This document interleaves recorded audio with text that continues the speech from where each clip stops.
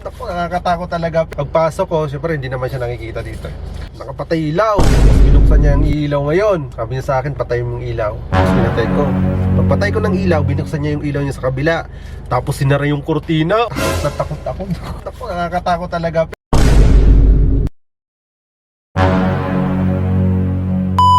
Panibagong araw, panibagong relo. Meron tayo ngayong customer na deliveran natin ng pangmalakasan nating relo. Si sir ay nag-order sa atin ng left-handed na Sprite, no? So, di-deliver natin to doon sa may Quezon City. Ang transaction natin ay card on delivery. Nag-request siya ng credit card. So, tayo doon kay Master, magkita kami. Hindi ko alam kung taga doon siya, pero mag-meet up kami. Meron siyang sinend sa akin na address at doon kami mag-meet up. Okay? Tara, let's go! Salanan, hapdi ng kahapong tila pilit binabalikan. Dito tayo sa pin location ng customer. Dito ko na si sir, ayun yung sasakyan niya. Ayun siguro yung sasakyan niya. Tsura natin. Naka-hazard si sir, ang ganda rin sasakyan ni sir. Diba tayo?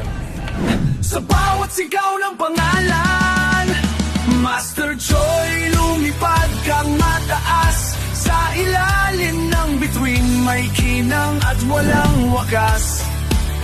Sa pagyakap ng lakas na ikaw mismong tumuklas. Ikaw na minsang iniwan na yun naging kwento ng lakas. A few moments later. Yo, yo, yo, yo, yo! Grabe! Bad news at saka good news, dalawa.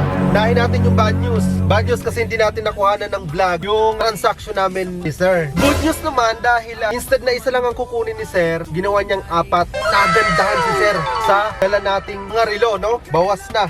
Ayan o, wala na. 1, 2, 3 plus yung isang order niya. Nagustuhan niya yung tatlong item, isang Patek, isang Cartier at saka another Rolex, no? All in all, ang payment niya sa atin ay 46,000 pesos. 46,000 pesos. So, done deal kami ni sir, pero hindi siya nagpa-video. Alam niyo ba kanina, kung napanood niyo ako, takot na takot ako. Kala ko, kikidnapin ako. Oh my God, first time ko nakaramdam ng ganun mga master. Kasi shoutout doon kay master kung nanonood siya, no? Pagpasok ko, syempre hindi naman siya nakikita dito.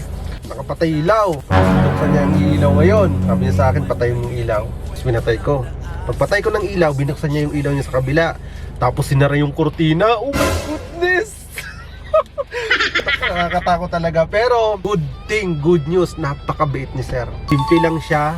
Actually, kababayan ko si sir, no? Napakabait, napakasimple. Siyempre, alam naman natin, pag mga ganyang mayayaman, may iniingatan pangalan yan, di ba? Gets ko naman yung transaction namin, kaya hindi ko na pinansunod yung cameraman ko. Doon na lang kami transact.